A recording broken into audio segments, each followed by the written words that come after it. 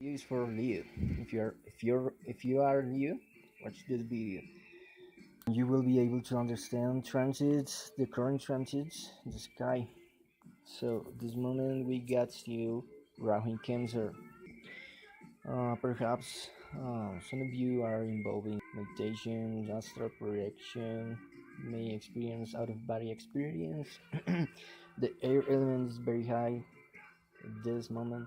Rahu in the 12th house, the house of Pisces, house of spiritual service. You may put yourself into spiritual service for a high purpose. You may help others for free without taking no money or gains. So, meanwhile, Uranus is still on Pisces, and for me, Uranus is the ruler of Pisces. Why do I say that? Because I think Uranus is the first sky of the Lord, the creator of everything, the father of everything. And you can experience of our body astral projections on here. So you may be developing spiritual gifts like extrasensory powers. In my case, I'm developing a chakra, the solar plexus, and sometimes I feel I'm successful, sometimes I feel I am not, and that's what Rahu does. Remember that Rahu acts like a sort of Jupiter, and Jupiter expands everything what it touches. So it is not so easy. It creates problems like perhaps some other people can disturb you from your meditations. They can disconnect you, and that's not the idea. The idea is that you create what you want. And I think if you create your spiritual power, you may know who you really are, your background, your past life. I don't know. In fact, Jupiter in Scorpio expands everything regarding your family. Your family is going to support you. Your family will be helping you a lot. And here, Uranus and Pisces. Um, Pisces, the eighth house is a house of death. Let's say that you get a job and there you were fired. Uh, Suddenly you experience a death, and therefore you get depressed. But when you are depressed, you encourage yourself and you develop occult power. The eighth house is a house of latent powers. For example, you feel frustration, and through that frustration you create or you discover a mystical power you didn't know you had, and that affects your life. The gift you develop is going to be held for your whole life. You can do all sort of things. So these are the transit for Leo. See that there is a lot of air element, Scorpio, Pisces, and Cancer. That's a lot of air element. Remember to see your natal planets. In my case, I got the moon on Pisces, and that's very helpful. That's very, very good because the moon is the mind. And with the mind, you can do all things you want. For example, I'm recording this video right now, and I am using my mind, and I can move my hand Remember that the third house is the hands. So I can do a lot of things with the moon. With the moon, you have to conquer your dharmic or karmic purposes. Remember to see uh, all the planets, what they do to your transits. For example, we're going to set the red color for to see the current planets, and we can see that Saturn is in Sagittarius, and some of you are making the Saturn return, and that's very good because you're making some decisions that are going to affect the next 29 years of your life. More or less when you are 55, 56, more or less. So I'm going to talk about the Ketu transits. This is the case in case that Rahu wins. When Rahu wins, remember that is going to aspect the sixth house, the eighth house, and the fourth house. Now, let's switch to Ketu. So, these are the transits for Leo. We're going to talk about Ketu and Capricorn. Remember that we currently got Ketu in Capricorn. There is very soon on Sagittarius very soon during this last eclipse. Uh, I'll have a section to talk about that, about the future transits. But now let's talk about the current transits, shall we? So, Ketu is going to. Some of you may want or will not be able to see any solution, but in putting yourself in service to others by finding a job. Some of you may have a job indeed, but you may experience some problems with your bosses, with your supervisor, your people with a higher position than you. The sixth house of Virgo, but in Capricorn is a house of confrontation, problems, obstacles, enemies, hidden enemies, material enemies, but you can win over them. You can defeat them, but it is not so easy though. Uh, if Ketu wins, it is going to aspect the second house of money. Remember that the second house is the true of the man. What you do to survive, because if you don't earn money, you cannot eat. So, uh, some of you perhaps saw that you hadn't no option, and therefore you decided to find a job and put yourself in service to others.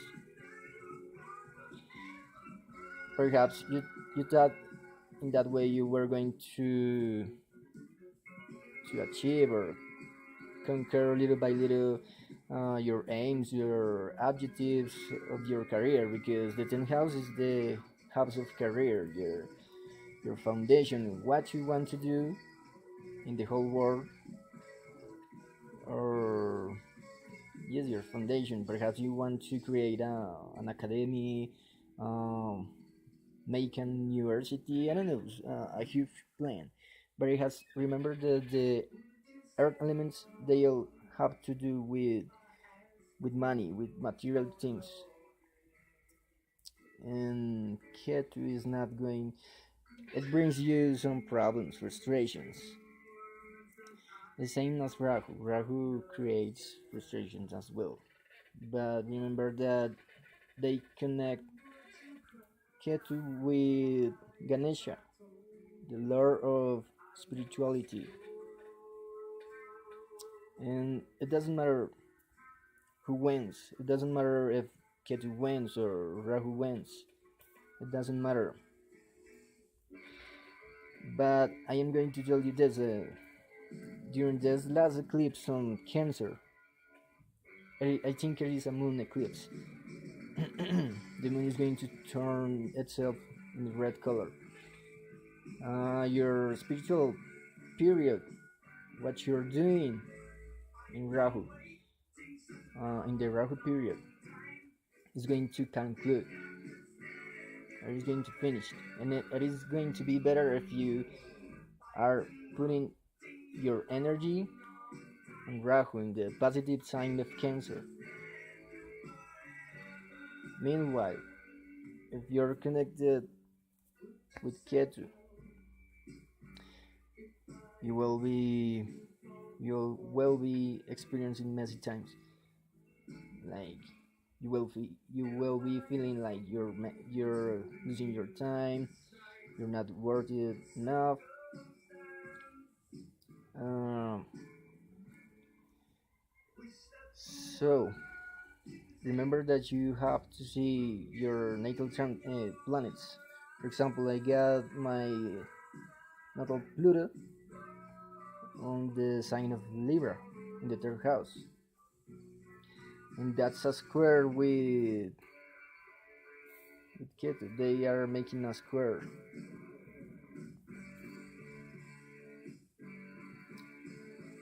So if you see here, I use this icon for making an opposition.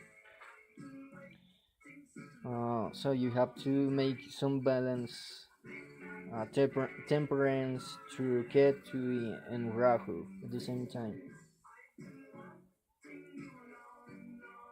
Remember, they move retrograding, and they create some big problems. So let's continue. Let's continue with the future transits. They are going to to pass very soon. After this eclipse, Rahu is going to move to Gemini. Here, we're going to discuss first of all Rahu. So let's see what's going to be happening with Rahu. Rahu is going to expand your social life, friends. It is going to expand as well your your hopes and dreams. Everything related in Aquarius, because that's the house of Aquarius, but in the Gemini sign. Um, you will must be around with friends who have the same purposes than you. For example, I want to become a great artist, well known around the world. So what I have to do with this transit, I have to join with friends with similar dreams, and they will be helping you, because that in my case I got too many planets in Aquarius sign. For example, I got natal Rahu, natal Sun, natal Mercury, natal Venus there, and currently uh, Neptune is there as well, but we're not going to talk too much about it. I know that Poseidon or Neptune is the natural ruler of Aquarius, because Aquarius is a water sign. So, but it's going to increase that energy a little bit more. During this period of Rahu in the 11th house of Gemini, you will meet somebody. Perhaps you will get engaged, or you will plan a wedding. You will be compromised. You will have a girlfriend, a fiance, all this stuff, because it's going to aspect all these planets of the seventh house. Unless you don't have any planet in the seventh house of Aquarius. So,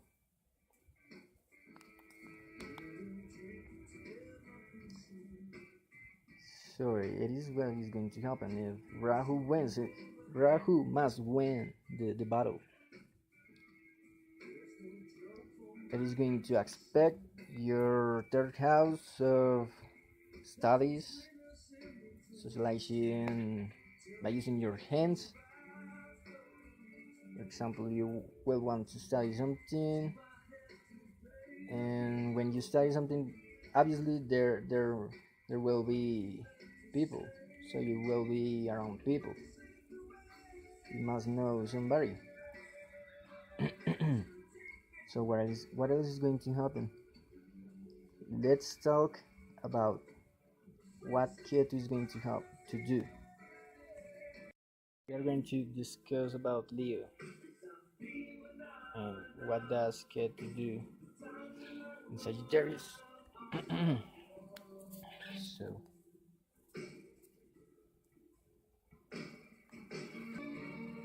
with Ketu in Sagittarius, you you'll see like Ketu is your easiest way, your easiest path to do what you have wanted to do before. For example, you have been trying to achieve something huge using your personal power, because the fifth house is a house related to children, self creation, self expression, empowerment. So you will want to go there because that's your easiest path to go. But the problem is that Ketu brings problems. You you experience frustration because Ketu acts like a Saturn. Saturn restricts everything, so everything stays held for you. So you got more opportunities if you decide to go with Rahu, with other people, joining to clubs, to joining to people who have the same objectives than you, the same aims, the same wishes and hopes, and therefore your wishes become true. So Ketu and Rahu are going to aspect your lagna, your first house. Remember that the first, the fifth house, and the ninth house are aspects of life regarding personality. For example, the first house is the house of personality, yourself, your physical body, how other people see you, uh, the fifth house is the fifth house of creation, creativity, artistical talents as well. Why not? Children, because when you create, those children are part of your creation. The ninth house is a house of philosophy, of high learnings, travels as well. You may experience some learnings during this time.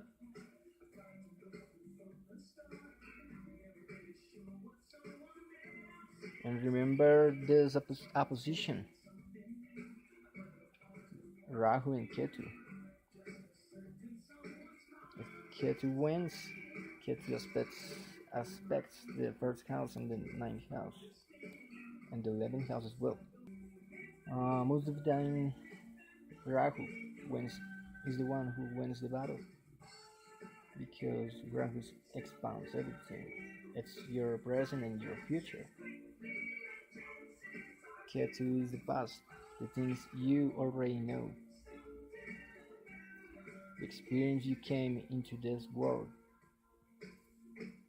But talking about transits, Ketu may make some issues on your life, your personality. Because if you are not associated with other people, there is going to be an unbalance. There is not going to be a temperance. And you're going to be focused on a thing that doesn't serve you at all. An useful thing. So that's not the idea. The idea is that you find the progress, the expansion.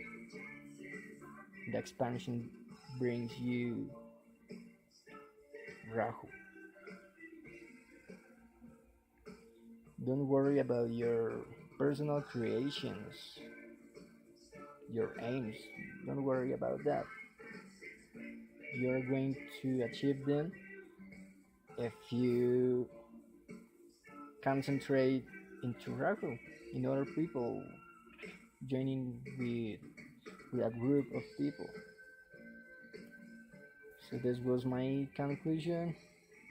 Remember that this video was for Leo only, Leo Lagnas, the ascendant, Leo rising. And yes, this is totally a good period for all of us because we got fire element and water element as well. We got everything. Good times are coming. So be happy, be joyful, go to party as well if you can, if it's possible. Rahu is very good. It doesn't matter if you feel that you're not going to find the progress you have been wanting.